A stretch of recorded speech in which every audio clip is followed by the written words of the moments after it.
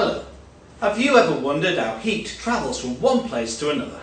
No, never. Who cares? Me neither. But we're going to find out in today's edition of Science Geeks.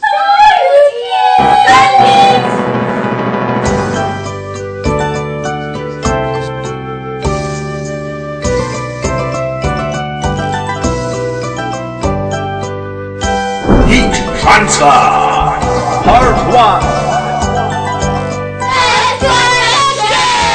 Conduction is the process through which heat is transferred through solids. But what type of materials conduct heat the best?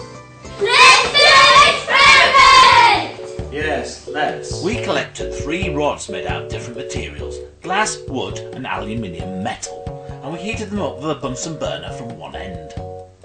In order to do this experiment, I've attached some of my genetically engineered heat-sensitive geeks to the end of each rod. Look at this. Ouch! Ouch! Ouch! Ouch! Pretty heat-sensitive, eh? By using my disposable lab geeks as heat sensors, I would be able to find out which rod transferred the heat the quickest.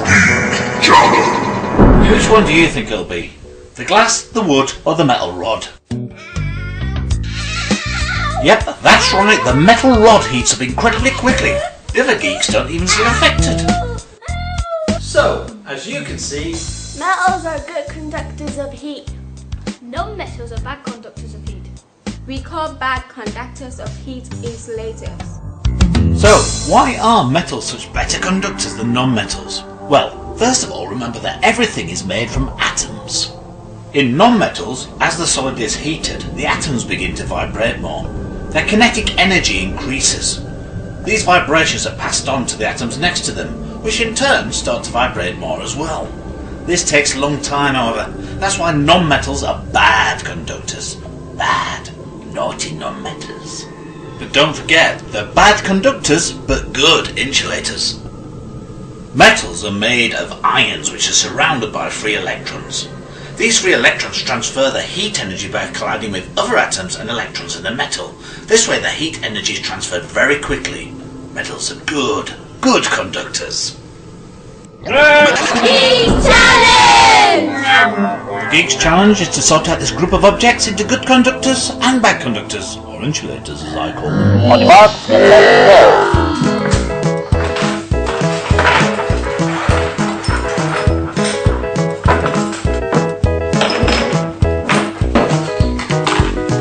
Time's up! That's right, they've been separated into metals and non-metals. It is that easy. Conduction. Who cares?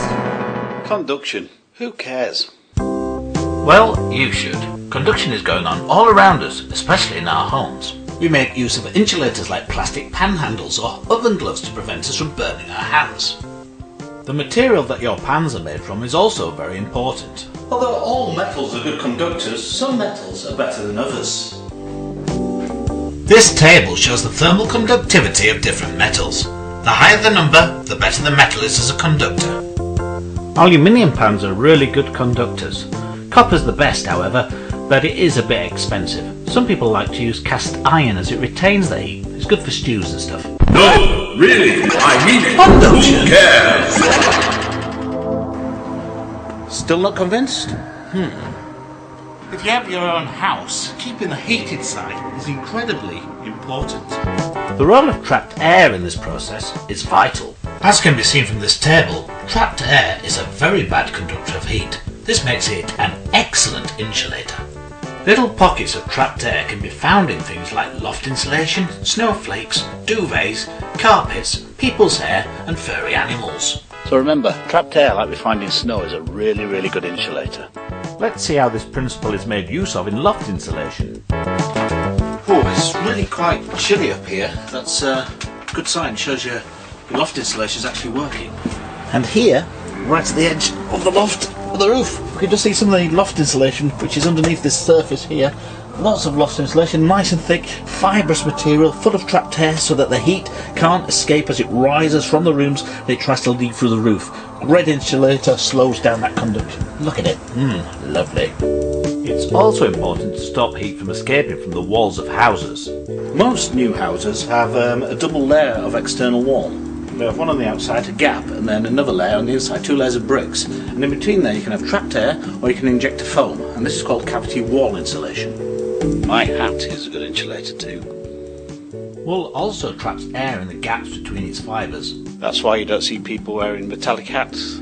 Good conductor. Lose all the heat for your head, it'd be rubbish. Wool hats, that's why they're all the rage.